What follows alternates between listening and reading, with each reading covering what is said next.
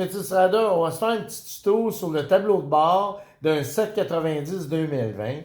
Le 2021, 22, 23, la 890, la 1190, la 1290. La seule différence, c'est l'écran TFT qui est beaucoup plus grand. Un peu différent dans la programmation du 1190 et 1290, mais le 790, 890, pareil. Là. Il n'y a pas de grosse de différence, je vous dirais que je vais vous amener au tableau de bord. On va aller voir ça. Parce que qu'est-ce que j'aime beaucoup, c'est qu'on peut mettre l'information qu'on se trouve à avoir sous nos voitures ou nos camions, de pouvoir voir comme vous voyez, on voit le signal téléphonique. On peut voir la batterie de notre téléphone que j'ai programmée, la batterie de la moto.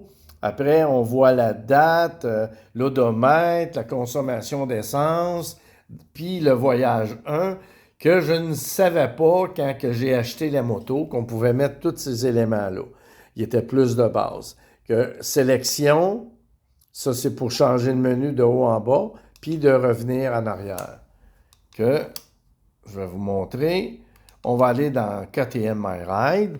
Je vais sélectionner avec le bouton de sélection. Je vais resélectionner.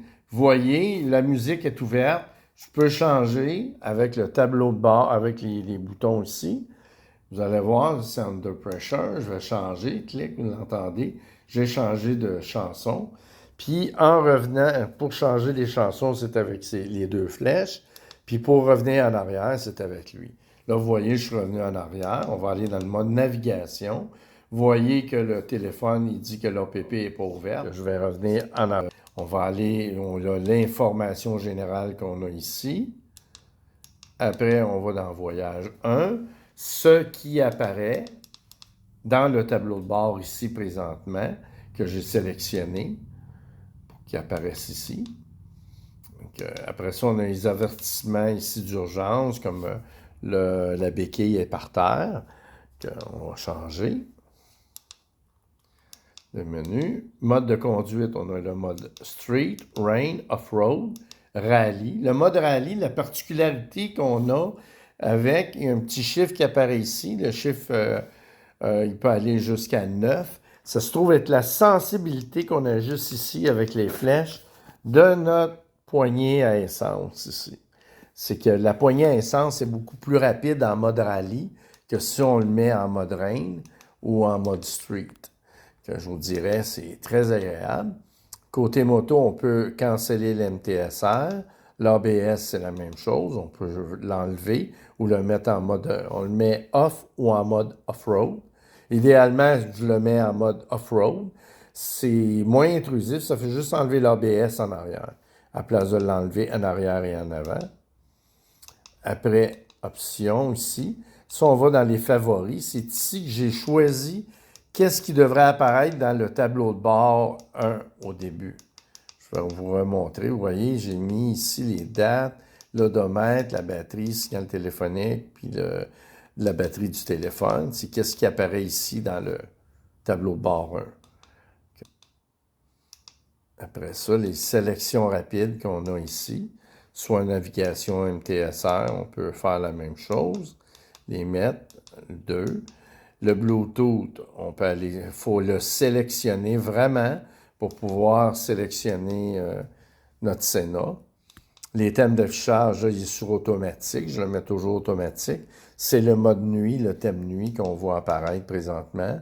Changement de vitesse, la même chose. On peut le programmer, moi, il est à off. Après, la date et l'heure, on peut aller sélectionner ici la date et sélectionner l'heure.